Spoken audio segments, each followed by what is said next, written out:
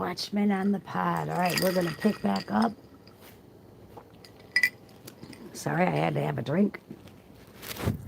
We're going to pick back up in our book. Well, it's a pamphlet kind of book reading, minutes, notes, protocol. And we are in protocol number 13. 1. We need for daily forces the goyim to keep silence and be our humble servants. Agents taken on to our press from among the goyim will be, no, I'm not will be, but will at our orders discuss anything which it is inconvenient for us to issue directly in official documents. And we, meanwhile, quietly, amid the din of the discussion so raised, shall simply take and carry through such measures as we wish, and then offer them to the public as an accomplished fact. No one will dare to demand the abrogation of a matter once settled, all the more so as it will be represented as an improvement. And immediately the press will distract the current of thought towards new questions. Have we not trained people always to be seeking something new? Into the discussions of these new questions will throw themselves those of the brainless dispensers of fortunes who are not able even now to understand that they have not the remotest conception about the matters which they undertake to discuss. Questions of the political are unattainable for any save those who have guided it already for many ages, the creators. Number 2. From all of this, you will see that in seeming the opinion of the mob, we are only facilitating the working of a machinery. And you may remark that it is not for actions but for words issued by us on this, or that the question that we seem to seek approval. We are constantly making public declaration that we are guided in all our undertakings by the hope, joined to the conviction, that we are serving the commonweal. Or commonweal is W-E-A-L. I'm thinking it's wheel wealth. I'm not sure. We deceive workers. Number 3, in order to distract people who may be too troublesome for discussions of questions of the political, we are now putting forward that we allege to be new questions of the political, namely questions of industry. In this sphere, let them discuss themselves silly. The masses are agreed to remain inactive, to take a rest from what they suppose to be political, which we train them to in order to use them as means of combating the Goy governments, only on condition of being found new employments in which we are prescribing them something that looks like the same political object. In order that the masses themselves may not guess what they are about, we further distract them with amusements, games, pastimes, passions, people's palaces. Soon we shall begin through the press to propose competitions in art, in sport, in all kinds. These interests will finally distract their minds from questions in which we should find ourselves compelled to oppose them. Growing more and more disaccustomed to reflect and form any opinions of their own, people will begin to talk in the same tone as we, because we alone shall be offering them new directions for thought, of course, through such persons as will not be suspected of solidarity to us. Excuse me. Number 4. The part played by the liberals, utopian dreamers, will be finally played out when our government is acknowledged. Till such time, they will continue to do us good service. Therefore, we shall continue to direct their minds into all sorts of vain conceptions of fantastic theories, new and apparently progressive. For have we not with complete success turned the brainless heads of the Goyim with progress, till there is not among the Goyim one mind able to perceive that under this word lies a departure from truth in all cases where it is not a question of material inventions, like a fallacious idea, serves to obscure truth, so that none may know it except us, the chosen God of its guardians. Number 5. When we come into our kingdom, our orators will expound great problems which have turned humanity upside down in order to bring it at the end under our beneficent rule. Number 6. Who will ever suspect then that all these people were stage managed by us according to a political plan which no one has so much as guessed at in the course of many centuries? Protocol number 14. 1. When we come into our kingdom, it will be undesirable for us that there should exist any other religion than ours, of the one God, with whom our destiny is bound up by our position as the chosen people, and through whom our same destiny is united with the destinies of the world. We must therefore sweep away all other forms of belief.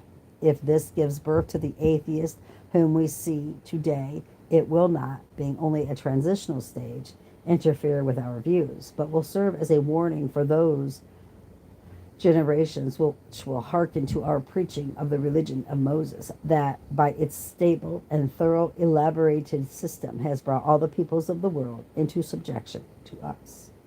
Therein we shall emphasize its mystical right, on which we shall say all its educative power is based. Then, at every possible opportunity, we shall publish articles in which we shall make comparisons between our beneficent rule and those of past ages.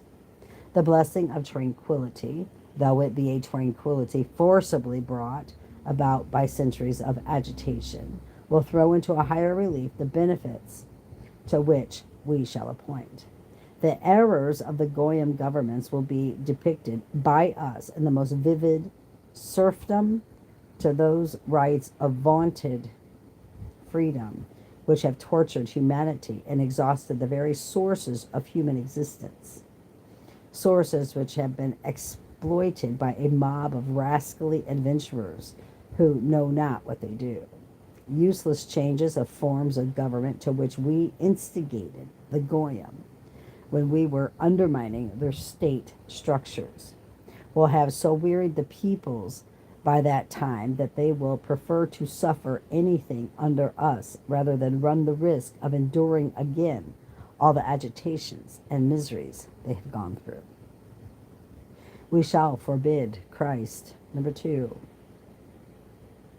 At the same time, we shall not omit to emphasize the historical mistakes of the Goyim governments which have tormented humanity for so many centuries by their lack of understanding of everything that constitutes the true good of humanity in their chase after fantastic schemes of social blessings, and have never noticed that these schemes kept on producing a worse and never a better state of universal relations, which are the basis of human life. Number 3. The whole force of our principles and methods will lie in the fact that we shall present them and expound them as a splendid contrast to the dead and decomposed old order of things in social life. Number 4. Our philosophers will discuss all the shortcomings of the various beliefs of the Goyim, but no one will ever bring under discussion our faith from its true point of view, since this will be fully learned by none save ours, who will never dare to betray its secrets. Number 5. In countries known as progressive and enlightened, we have created a senseless, filthy, abominable literature. For some time after our entrance to power, we shall continue to encourage its existence in order to provide a telling relief by contrast to the speeches, party program, which will be distributed from exalted quarters of ours. Our wise men, trained to become leaders of the Goyim, will compose speeches, projects, memoirs, articles, which will be used by us to influence the minds of the Goyim, direct them towards such understanding and forms of knowledge as have been determined by us. Protocol number 15. 1. When we at last definitely come into our kingdom by the aid of coups d'etat, prepared everywhere for one and the same day, after definitely acknowledged, and not a little time will pass before that comes about, perhaps even a whole century, we shall make it our task to see that against us some things as plots shall no longer exist. With this purpose, we shall slay without mercy all who take such things as plots, all who take arms in hand to oppose our coming into our kingdom. Every kind of new institution of anything like a secret society will also be punished with death. Those of them which are now in existence are known to us, serve us, and have served us. We shall disband and send into exile to continents far removed from Europe. In this way, we shall proceed with those Goy Masons who know too much. Such of these as we may for some reason spare will be kept in constant fear of exile. We shall promulgate a law making all former members of secret societies liable to exile from Europe as a center of rule.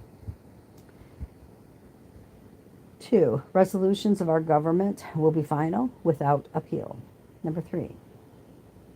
In the Goy societies in which we have planted and deeply rooted discord and Protestantism, the only possible way of restoring order is to employ merciless measures that prove the direct force of authority. No regard must be paid to the victims who fall. They suffer for the well-being of the future.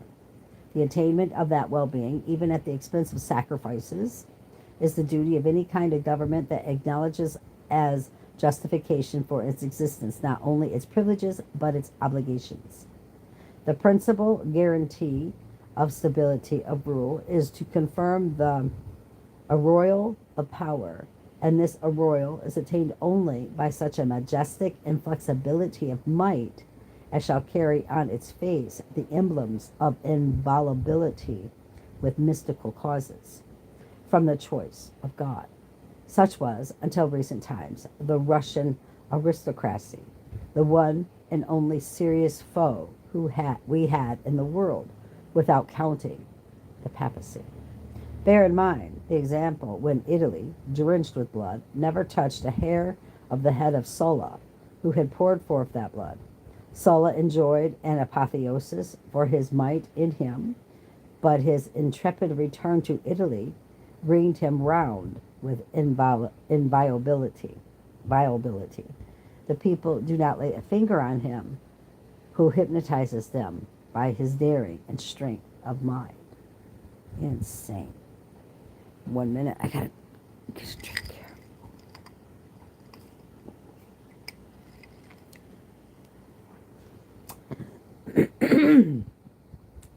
I am so sorry, guys.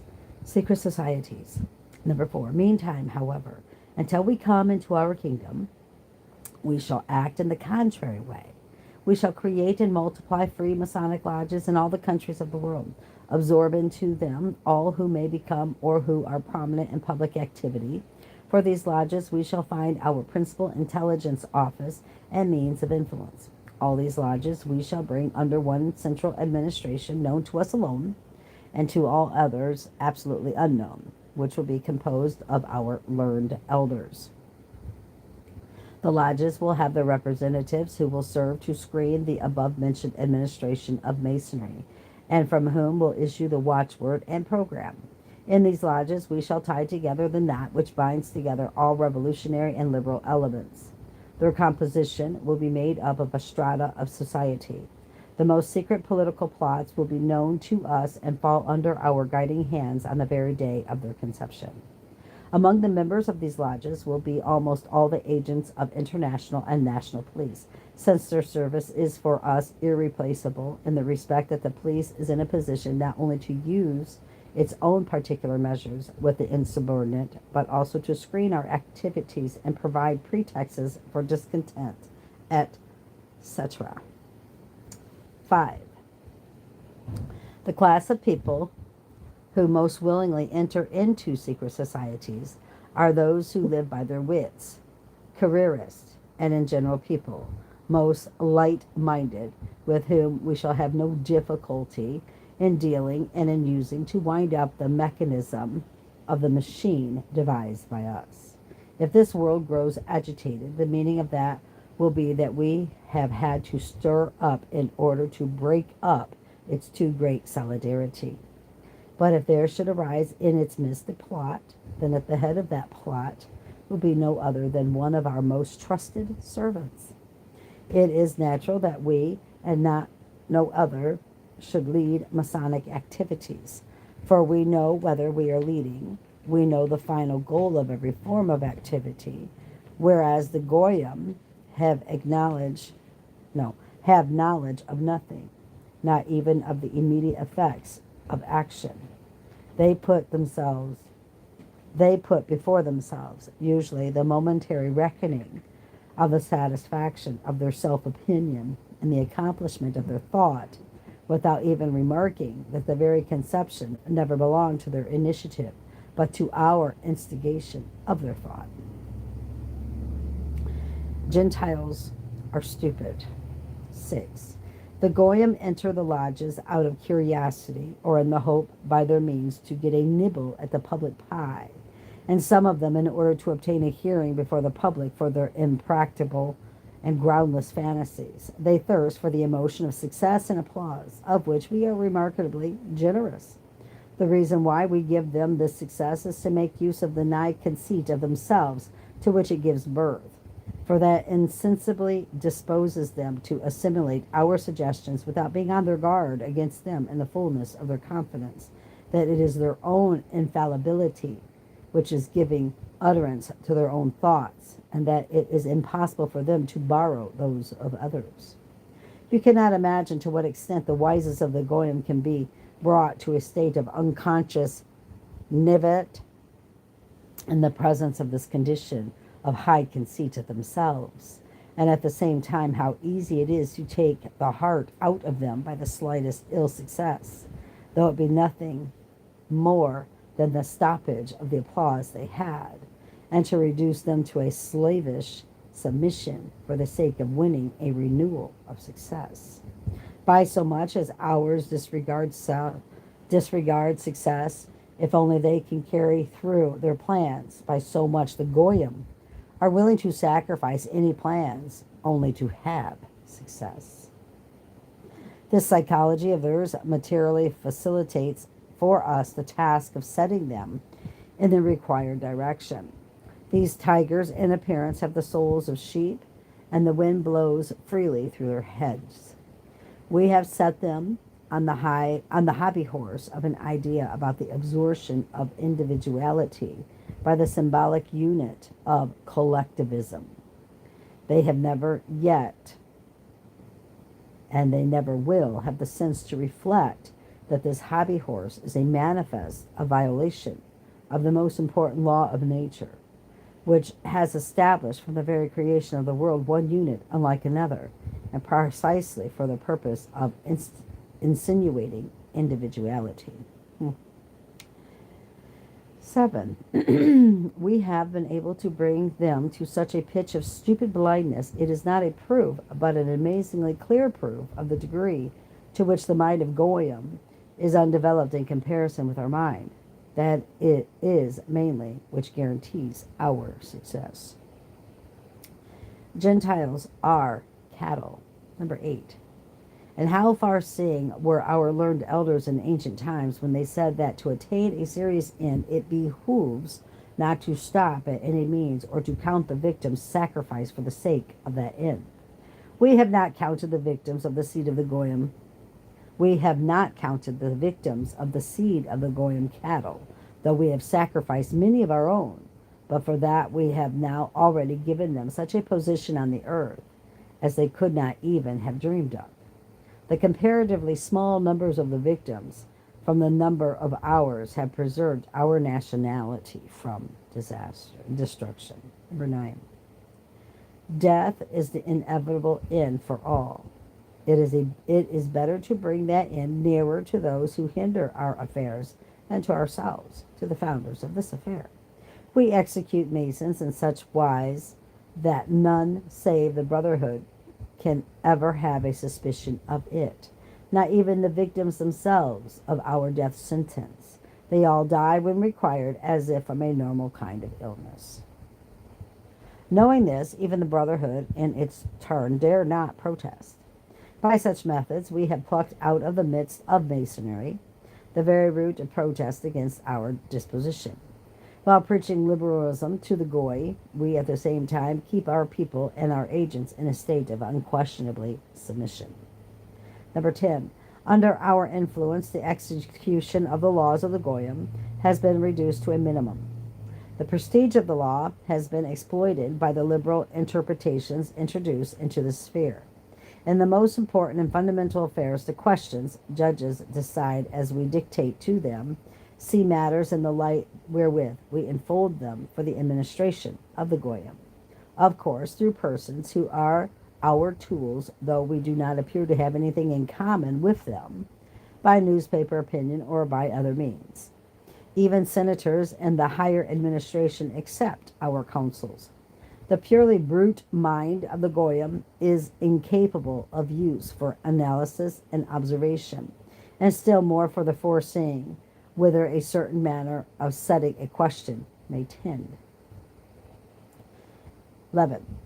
In this difference in capacity for thought between Goyim and ourselves may be clearly discerned the seal of our position as a chosen people and of our higher quality of humanness, in contradistinction to the brute mind of the Goyim. Their eyes are open, but see nothing before them, and do not invent unless perhaps material things. From this it is plain that nature herself has designed us to guide and rule the world. We demand submission. Number 12. When comes the time of our overt rule, the time to manifest its blessing, we shall remake all legislatures. All our laws will be brief, plain, stable, without any kind of interpretations, so that anyone will be in a position to know them perfectly. The main feature which will run right through them is submission to orders, and this principle will be carried to a grandiose height. Every abuse will then disappear in consequence of the responsibility of all down to the lowest unit before the higher authority of the representative of power. Abuses of power subordinate to this last instance will be so mercilessly punished that none will be found anxious to try experiments with their own powers.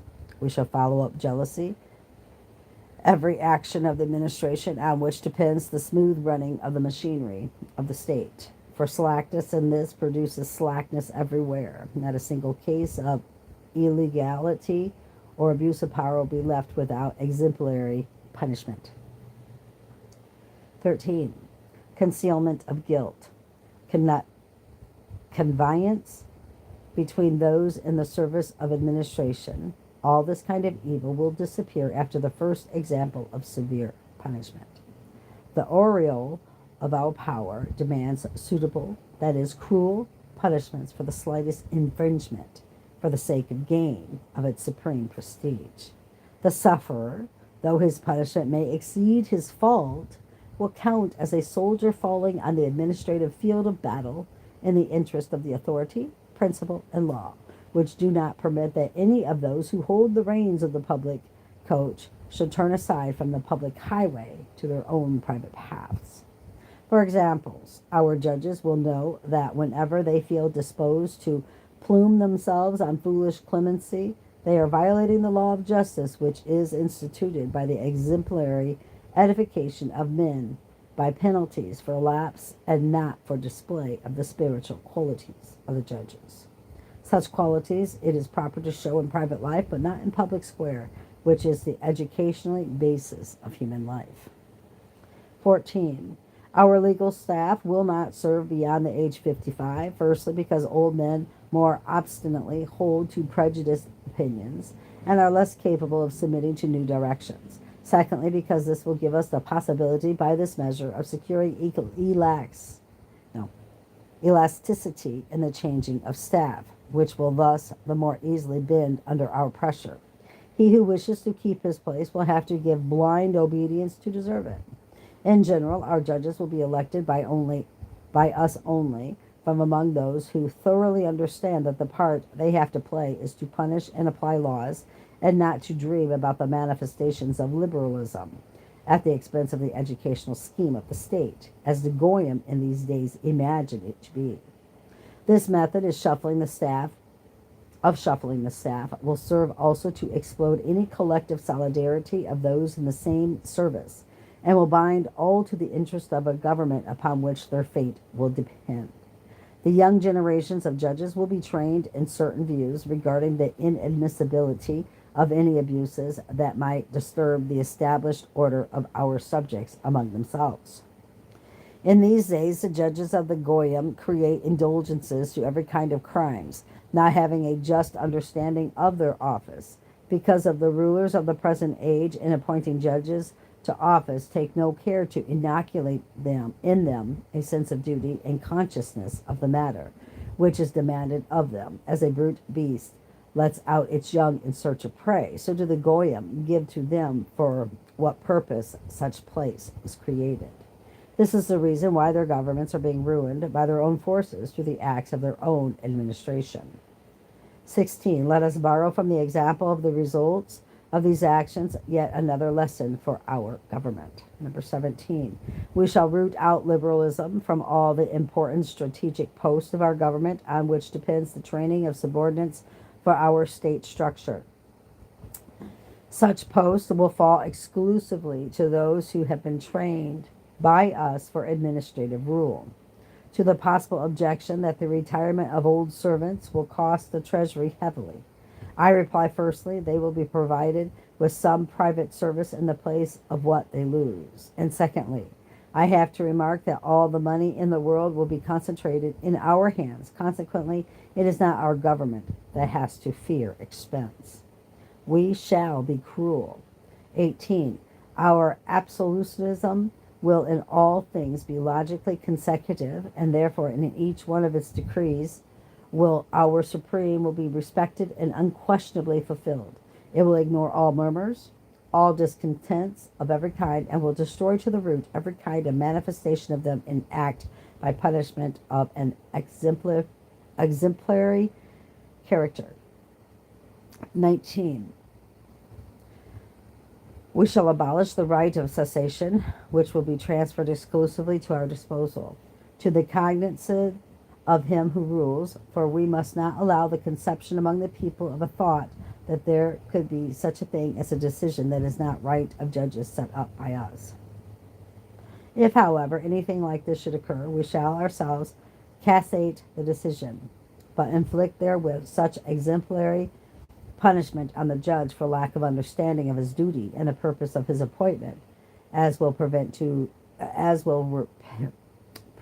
a repetition of such cases.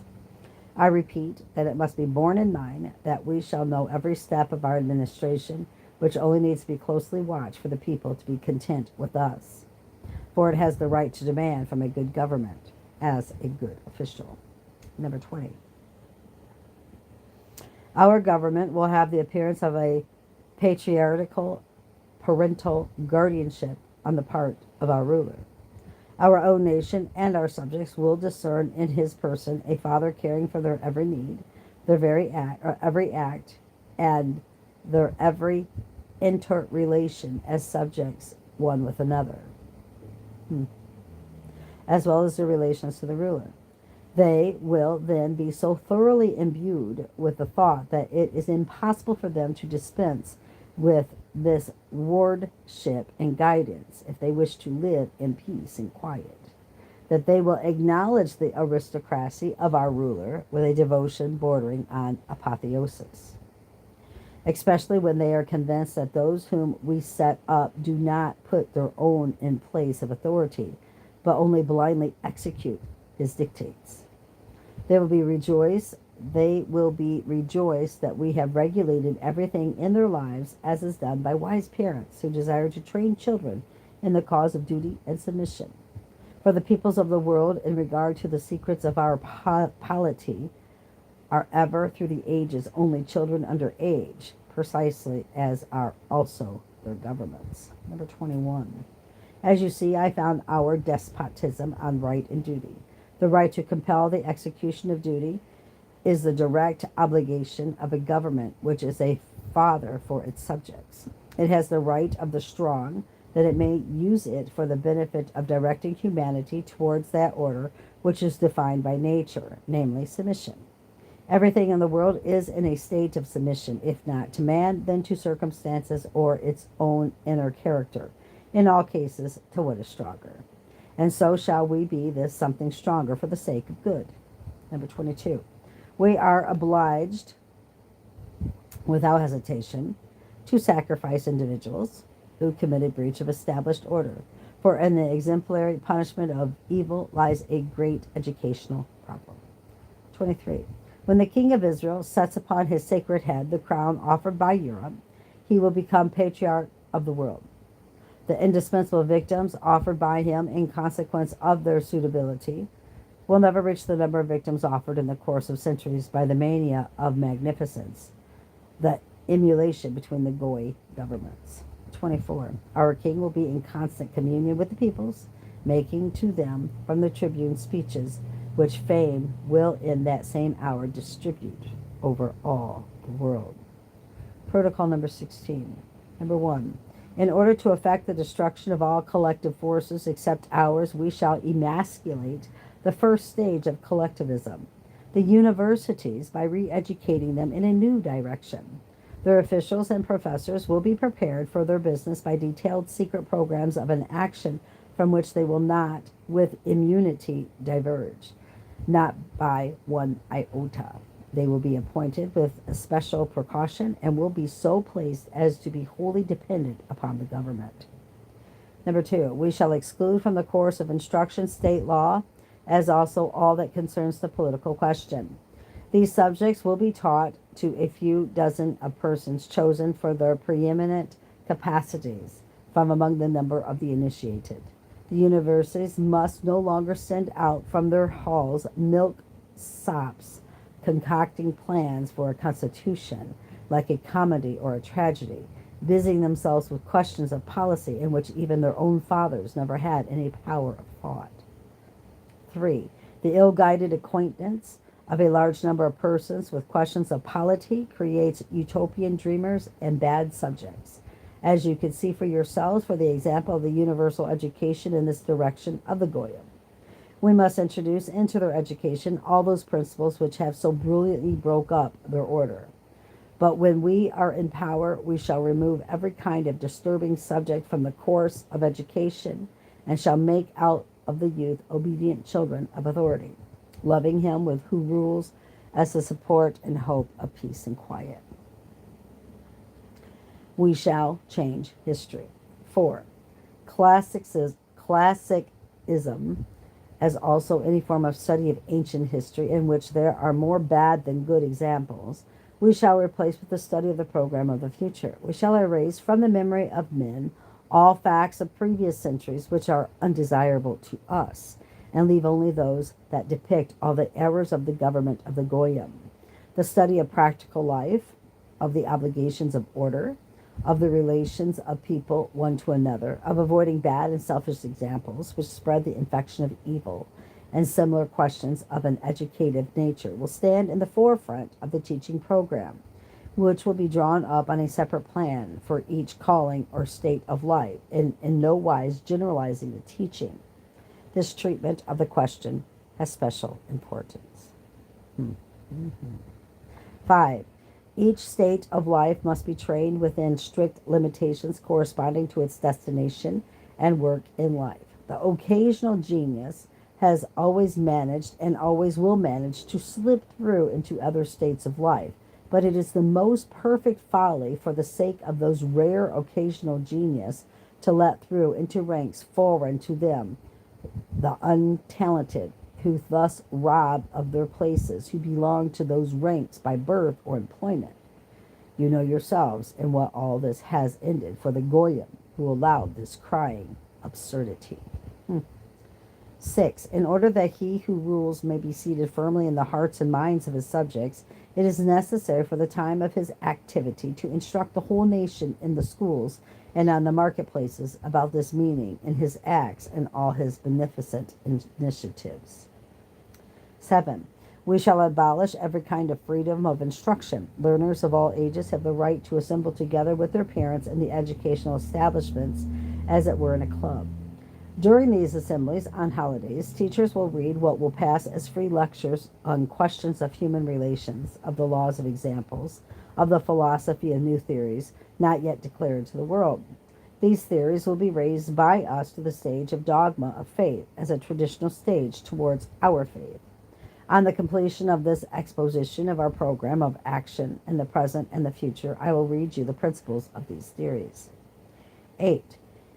In a word, knowing by the experience of many centuries that people live and are guided by ideas, that these ideas are imbibed by people only by the aid of education provided with equal success for all ages of growth. But of course, by varying methods, we shall swallow up and confiscate to our own use the last scintilla of independence of thought, which we have for long past been directing towards subjects and ideas useful for us.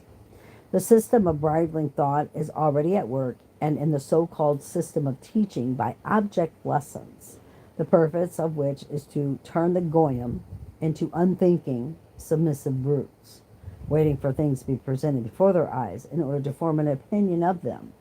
In France, one of our best agents, Burgosius Burgius, has already made it public a new program of teaching by object lessons. Really. Protocol number 17. Number 1.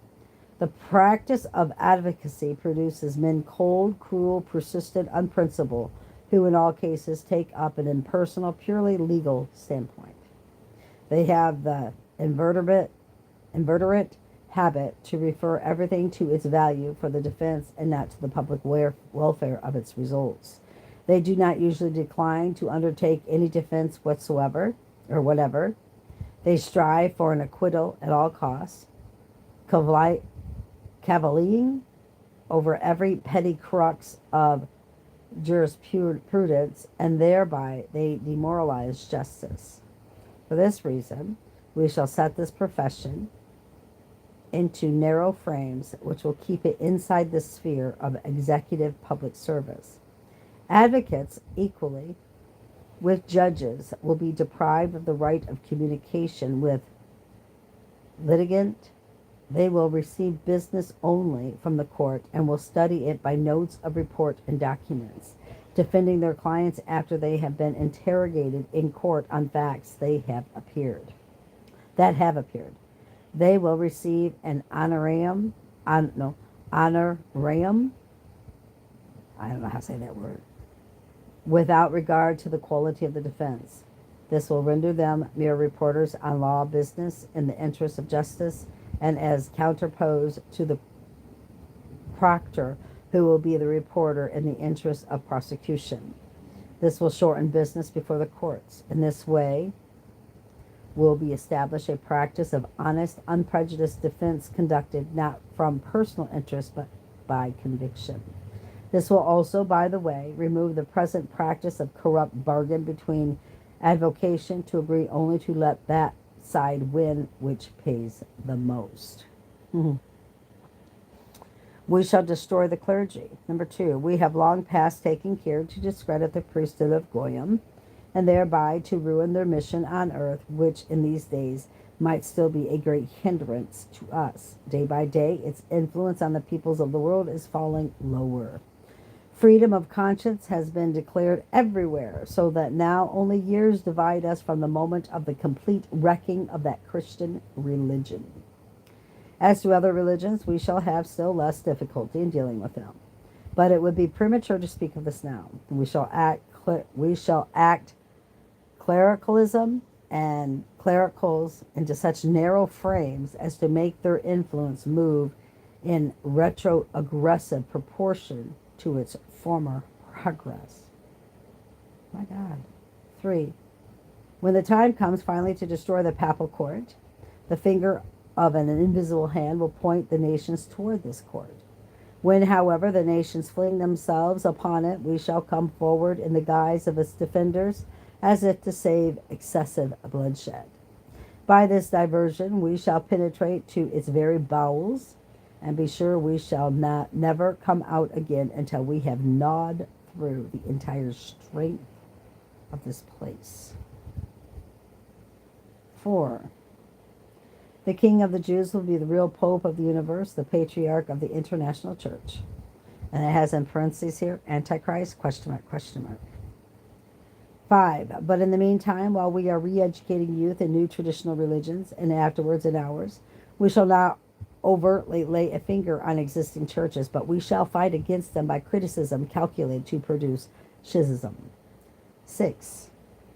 In general, then, our contemporary press will continue to convict state affairs, religions, incapacities of the Goyim, always using the most unprincipled expression in order by every means to lower their prestige in the manner which can only be practiced by the genius of our gifted tribe. 7. Our kingdom will be an apologia of the divinity Vishnu, in which, no what? Did I just hear that? Number 7. Our kingdom will be an apologia of the divinity Vishnu, in whom is found its personification. In 100 hands will be one in each, the springs of the machinery of social life. We shall see everything without the aid of official police, which in that scope of its rights, which we elaborated for the use of the Goyim, hinders governments from seeing. In our programs, 1/3 of our subjects will keep the rest under observation from a sense of duty, on the principle of volunteer service to the state. It will then be no disgrace to be a spy or an informer, but a merit. Unfounded denunciations, however, will be cruelly punished, that there may be development of abuses of this right. Number 8. Our agents will be taken from the higher as well as the lower ranks of society, from among the administrative classes to spend their time in amusements, editors, printers and publishers, booksellers, clerks and salesmen, workmen, coachmen, lackeys, etc.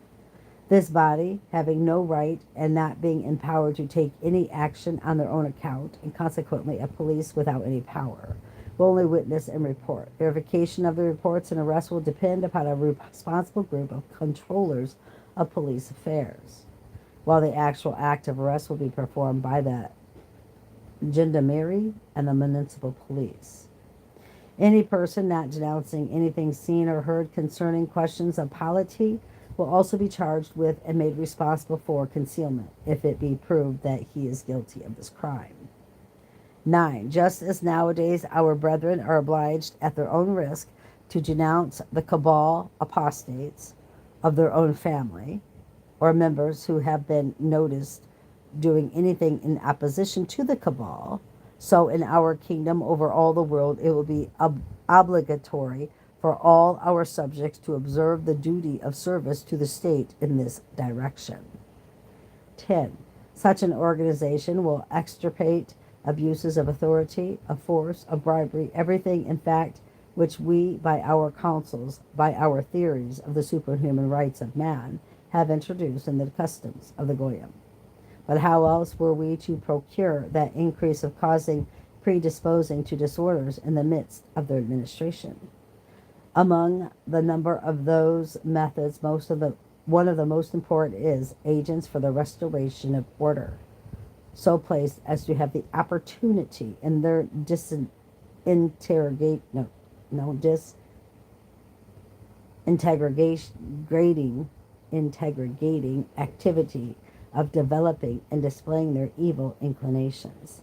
Obstinate self-conceit, irresistible exercise of authority, and first and foremost, venality. Okay, I'm going to end that there, guys, because I got to let the dogs out, and I got a few things I got to get done. So hopefully next time when I pick back up, we will finish. It will be starting at 18, and I think there's 24 altogether. So by the grace of God, we'll be able to finish it. I can't say we will. I can't say we won't. We'll see, won't we? So until then, keep your eyes on Jesus, brothers and sisters, and your nose in the book, which is the Word of God. And let us embed the Word of God upon the tablets of our hearts, so you and I will not sin against God or be deceived. You have a beautiful afternoon.